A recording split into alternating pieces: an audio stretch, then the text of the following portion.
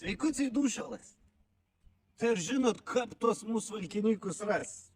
Ar ras iš tikrųjų labai nesunku. Yra 3 pagrindiniai būdai mus pasiekti. Pirmas ir pats dažniausias, tai su savo nuosavu vienatinį mašinaitį.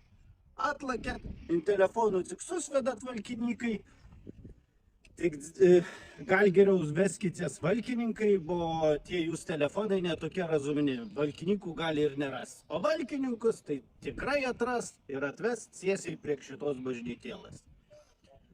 Kitas būdas, galite atlaikti ir autobusu.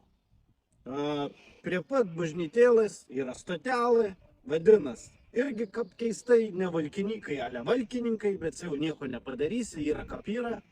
Kita stotelė už kilometro prie pagrindinio kelio, valkininkų kryžkelė, tai arti, ar C išlips, labai lengva mus ras.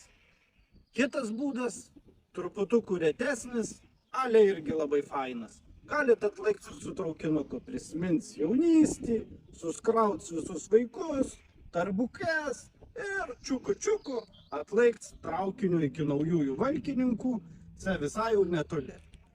Tai čia tokie 3 pagrindiniai būdai, ale jūs galite susigalvoti savo kokį. Kad ir nežinau, ar kluku atijots, ar kosminiu laivu raketu kokiu. Bet esmė, kad visi keliai veda į valkininkus.